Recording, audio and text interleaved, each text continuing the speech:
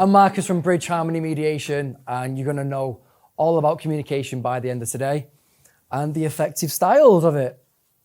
So, today's presentation is all about communication, and we're going to have some fun because it's not going to be a death by PowerPoint practice. We're actually going to enjoy it as well. I'm Marcus Farry. You'll learn about why I set Bridge Harmony up. What we'll learn today is about healthy and poor communication in the workplace, what miscommunications look like, and active listening. And then we'll do a summary at the end, and then we'll engage in a group discussion for any questions that you may have towards the end. I'm more than happy to answer it, and that'll be grand.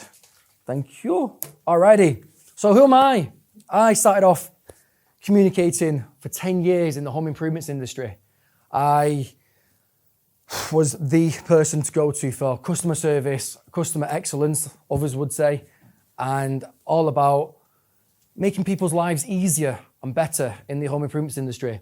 That led me then to be a senior in high crisis residential childcare setting, where I was engaging with young people that had been through bad times in CSC cases and county lines cases and safeguarding them to make sure they were safe, and orchestrating my team around that to make sure that was absolutely paramount across the board.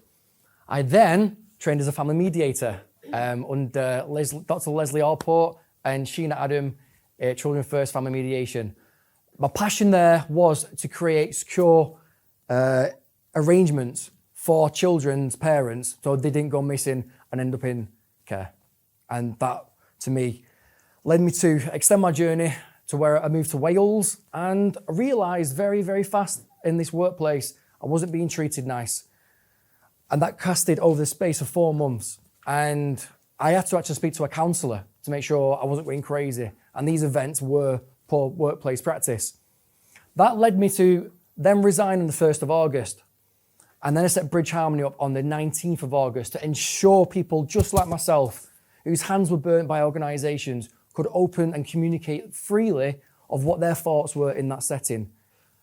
I then pitched to that company, Bridge Harmony Mediation, to take my first pat on the back so I could then help others going through that situation. I think how you behave as a person reflects, and if you can communicate openly, freely, with empathy and joy, then absolutely. Who's ready for first activity?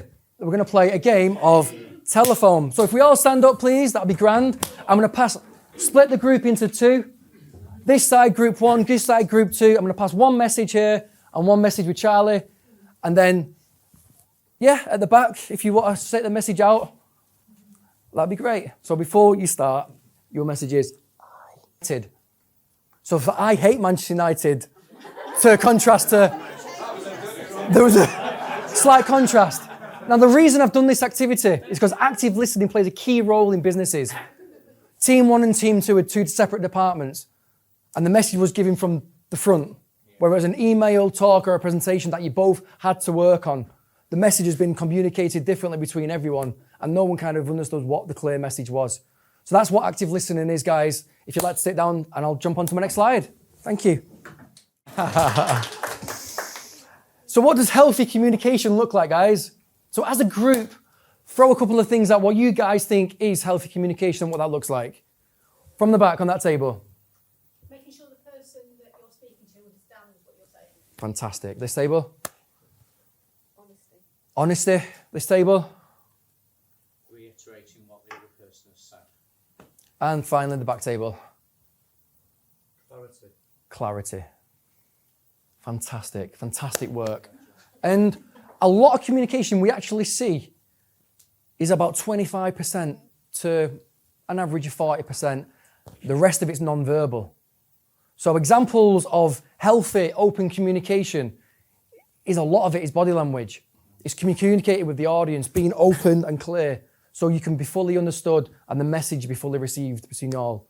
So, for example, in this case, poor communication would be, from this table, Poor body posture. poor body posture, brilliant. This table, Lack of interest. what's that? Lack of interest. Lack of interest, fantastic. The back table, speaking too quickly, fantastic. And finally, not listening. So they're all examples of the way that we disengage and we miss the message and don't pick up what the clear message was, whether that's a email. A lot of people see different things from their own perspective as well. So we have to take that into a consideration of how clear the message was. Now, poor verbal communication and poor body language. Leslie said brilliantly about poor body posture and not coming in. It's all engaging in the way that you construct the way you communicate. Open, honestly, and having a relaxed posture makes people feel comfortable. Miscommunication. Now, we've all practiced literally miscommunication now, haven't we? We sent one message from the front all the way to the back. And the person at the front's probably thinking, how did that get miscommunicated to the person at the back? And what kind of skills would we in the workplace miscommunicate on versus how we need to improve that? So how would you reckon we could improve our communication as regards to not being missed? Let's turn it onto its head. How do we improve the communication? Yes. You've got to get an idea of how your audience are going to take it. Fantastic. Anybody else? Stand in the shoes of that person, see it from their perspective.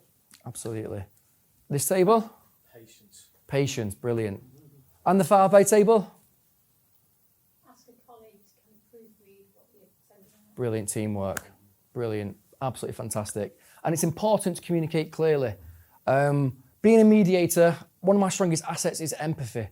So I listen to understand, to feel how they're feeling, switch positions and just get a clear understanding of what they're going through. Because they probably have never told their story to absolutely anyone.